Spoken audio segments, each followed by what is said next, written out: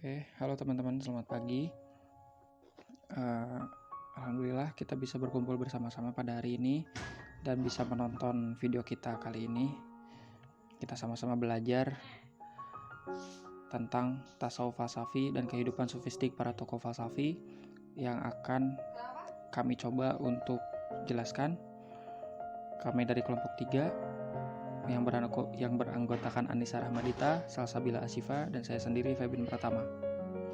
Supaya nggak memangkas banyak waktu, kita langsung aja ke sejarah tasawuf falsafi itu sendiri.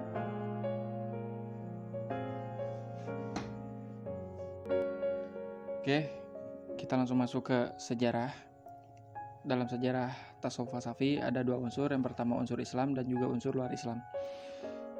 Dalam unsur Islam, secara umum agama Islam mengajarkan kepada umatnya agar selalu berbuat baik dan selalu mendekatkan diri kepada Allah Subhanahu wa taala. Atau dengan kata lain, amar ma'ruf nahi mungkar, seperti yang tercermin dalam kehidupan Nabi Muhammad SAW. Walau pada masa ini istilah tasawuf belum dikenal.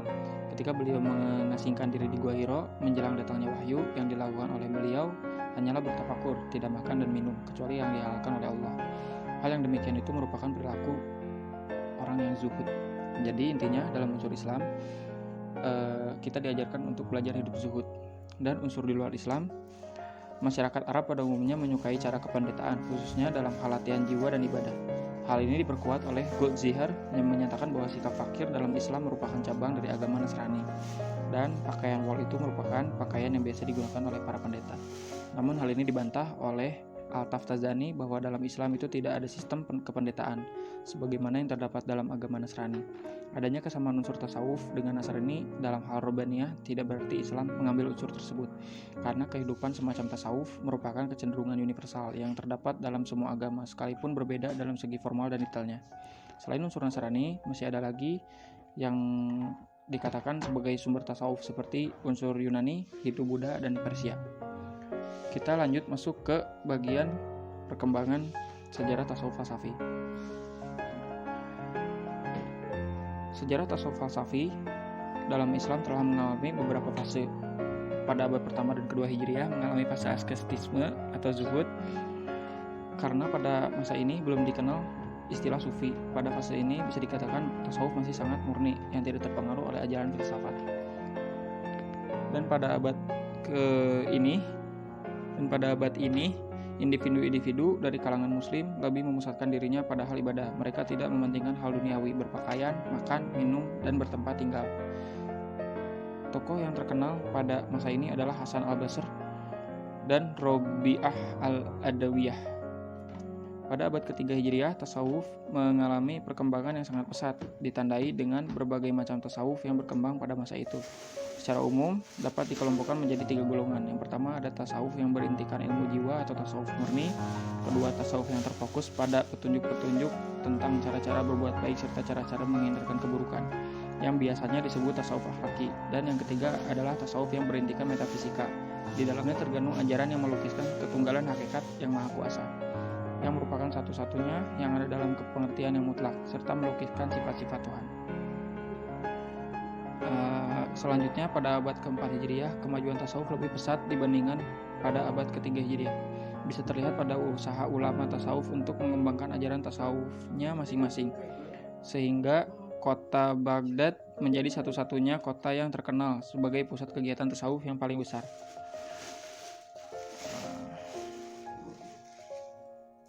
Oke, lanjut. Sampai akhirnya pada abad ke-8 ke-9 tidak terdengar lagi tasawuf itu sendiri dan bahkan dianggap mati. Yang diawali dengan pada abad ke-5 pertentangan sufi dan fikih, yang membuat keresahan para ulama fikih ketika ajaran filsafat neoplatonisme atau filsafat Persia dan India banyak mempengaruhi tasawuf sehingga mewujudkan corak tasawuf falsafi yang sangat bertentangan dengan ajaran tasawuf pada masa awal. Pada abad ke-5 Hijriah ini terjadi pertentangan 3 golongan, yaitu golongan fuqaha, ahli-ahli tasawuf falsafi, dan ahli tasawuf sunni. Sekian yang dapat saya sampaikan, selanjutnya akan dijelaskan oleh teman saya. Terima kasih telah mendengarkan. Tokoh tasawuf falsafi yang pertama yaitu Ibnu Arabi. Ibnu Arabi memiliki nama lengkap Abu Bakar Muhammad bin Ali bin Ahmad bin Abdullah At-Ta'i Al-Haytami Al-Andalusia. Ia terkenal dengan panggilan Muhyiddin Ibnu Arabi. Beliau lahir di Murcia, Andalusia, Spanyol dan berasal dari keluarga terpandang. Orang tuanya sendiri adalah seorang sufi yang memiliki kebiasaan berkelana. Pada usia 8 tahun pun, Ibnu Arabi sudah merantau untuk belajar agama dari beberapa ulama. Ajaran sentral Ibnu Arabi ialah tentang wahdah al-wujud atau kesatuan wujud, yang menurut Ibnu Arabi, kata wujud hanya diberikan kepada Tuhan. Ia mengatakan bahwa wujud yang ada pada alam atau selain Tuhan adalah wujud Tuhan yang dipinjamkan kepadanya. Untuk memperjelas hal ini, Ibnu Arabi memberikan contoh bahwa cahaya adalah milik matahari, namun cahaya itu dipinjamkan kepada para penghuni bumi. Seperti itulah menurut Ibnu Arabi. Dalam kitabnya juga Al-Futuhat Al-Makkiyah, ia menuturkan bahwa Allah adalah wujud mutlak, yaitu zat yang mandiri yang keberadaannya tidak disebabkan oleh suatu sebab apapun itu. Selanjutnya, ajaran yang selanjutnya yaitu mengenai insan kamil. Insan kamil ini ialah nama yang dipergunakan oleh kaum sufi untuk menanamkan seorang muslim yang telah mencapai tingkat tertinggi. Nah, menurut Ibnu Arabi ada beberapa jalan yang harus dilalui, yaitu dengan pengembangan daya institusi atau zauk, yaitu yang pertama fana dan yang kedua bako. Fana ini sirna dalam wujud Tuhan dan bako ini kelanjutan wujud Tuhan. Dari yang kita tahu bahwa fana ini itu lenyapnya sifat-sifat basyariah dan menghindari akhlak yang tercela, kebodohan dan perbuatan maksiat dari diri manusia. Sedangkan bako sendiri ialah kekalnya sifat-sifat ketuhanan, jadi memunculkan akhlak-akhlak yang terpuji, ilmu pengetahuan, dan membersihkan diri dari dosa dan maksiat. Dan yang kita tahu seperti kata-kata fana yang diikuti bako, seperti itu. Selanjutnya yaitu Abdul Karim Al-Jili. Abdul Karim Al-Jili mempunyai nama lengkap Abdul Karim bin Ibrahim Al-Jili. Ia merupakan sufi terkenal dari Baghdad. Ajaran tasawuf Abdul Karim yang terpenting adalah mengenai paham insan kamil, yang menurutnya Tuhan dengan kamil bagaikan cermin. Jadi Tuhan adalah esa, tetapi bentuk atau gambar yang dipantulkan oleh cermin, yaitu sebanyak cermin yang memantulkan bentuk atau gambar tersebut. Jadi ibarat seseorang yang berdiri dengan banyak cermin yang ada di sekelilingnya. Seperti itu. Nah, begitu pula dengan kamil yang juga ingin memantulkan sifat Tuhan dalam dirinya, seperti itu. Adapun pendapatnya mengenai insan kamil, Al-Jili merumuskan beberapa makom yang harus dilalui oleh seorang sufi, yaitu yang pertama adalah Islam. Yang kita tahu bahwa Islam didasarkan pada 5 rukun, tapi tidak hanya dilakukan secara ritual, tetapi harus dipahami dan dirasakan lebih dalam. Yang kedua yaitu iman, yaitu membenarkan dengan sepenuh keyakinan akan rukun iman dan melaksanakan dasar-dasar Islam. Yang ketiga yaitu salah. Salah ini yaitu mencapai tingkatan ibadah yang terus-menerus kepada Allah dengan perasaan khauf dan sampai mencapai lembut hati. Yang selanjutnya yaitu ihsan. Ihsan ini menyaksikan efek nama dan sifat Tuhan, sehingga dalam ibadahnya merasa seakan-akan berada di hadapannya. Yang kelima yaitu syahadah. Syahadah ini timbul mahabbah kepada Tuhan tanpa pamrih, mengingatnya terus-menerus dan meninggalkan hal-hal yang menjadi keinginan pribadi. Yang keenam yaitu siddiqiyah, yaitu mampu menyaksikan hal-hal yang gaib gitu ya, dan kemudian dapat melihat rahasia-rahasia Tuhan.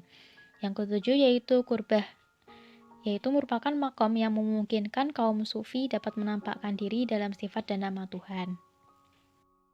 Selanjutnya yaitu Ibnu Sab'in. Ibnu Sab'in ini bernama lengkap Abdul Haq bin Ibrahim Muhammad bin Nasr. Ia merupakan kelompok sufi yang juga filsuf dari Andalusia. Nah, Ibnu Sab'in ini juga mempunyai asal-usul dari kalangan Arab. Ibnu Sab'in ini dikenal dengan paham kesatuan mutlak yang menempatkan ketuhanan pada tempat pertama. Jadi menurutnya wujud Allah ialah segala yang ada pada masa lalu, masa kini, dan masa depan. Selanjutnya, tokoh tasawuf falsafi yang keempat yaitu Suhrawardi Al-Maktul. Beliau dilahirkan di salah satu desa di Persia yaitu Desa Suhraward pada tahun 549 Hijriah atau 1153 Masehi. Ajaran sentral beliau adalah filsafat iluminasi yang mempunyai prinsip dan asas utama yaitu bahwa Allah adalah cahaya dan sumber bagi semua makhluknya, yang dari cahaya tersebut keluar cahaya-cahaya yang lainnya sebagai cikal bakal atau pondasi alam. Selanjutnya, tokoh tasawuf falsafi yang terakhir yaitu ada Husain bin Mansur Al-Hallaj. Beliau bisa dikenal dengan Al-Hallaj. Sama halnya dengan Suhrawardi, beliau juga lahir di salah satu wilayah di Persia, lebih tepatnya lagi di kota Baida. Tetapi beliau lahir lebih dahulu daripada Suhrawardi, yaitu pada tahun 244 Hijriah atau 858 Masehi. Sekilas mengenai beliau ini pernah keluar masuk penjara karena pandangan tasawufnya yang ganjil sehingga mengakibatkan konflik dengan para ulama fikih. Dan pada tahun 309 Hijriah beliau dihukum mati. Beliau membawa paham hulul yang dalam bahasa artinya menempati suatu tempat, dan sedangkan menurut istilah artinya Tuhan memilih tubuh manusia tertentu untuk mengambil tempat di mana di dalamnya setelah sifat kemanusiaan yang ada dalam tubuh tersebut dihilangkan atau dilenyapkan. Beliau juga berpendapat bahwa manusia memiliki sifat ketuhanan pada dirinya yang terdapat pada surat Al-Baqarah ayat 34 yang artinya, dan ingatlah ketika kami berfirman kepada malaikat, sujudlah kamu pada Adam, maka sujudlah mereka kecuali iblis. Jadi sujud di sini berarti menghormati dan memuliakan Adam, bukan berarti sujud yang memperhambakan diri, karena sujud yang memperhambakan diri itu hanya semata-mata kepada Allah. Dan dalam ayat tersebut juga disebutkan bahwa manusia mempunyai sifat ketuhanan karena malaikat sujud kepada Adam. Jadi pada dasarnya manusia itu mempunyai dua sifat, yaitu sifat kemanusiaan dan sifat ketuhanan. Jika manusia dapat menghilangkan sifat-sifat kemanusiaannya, maka Tuhan dapat mengambil tempat dalam dirinya. Jadi dapat kita ketahui bahwa tasawuf falsafi adalah kajian terhadap Tuhan, manusia, dan lainnya dengan menggunakan metode akal atau pemikiran dan juga perasaan. Ciri dari tasawuf falsafi sendiri yaitu menggabungkan rasionalitas dengan perasaan. Sekian dari kelompok 4. Jika ingin menambahkan atau ada yang ingin ditanyakan, bisa langsung komen atau via grup WA. Kurang lebihnya mohon maaf. Assalamualaikum warahmatullahi wabarakatuh.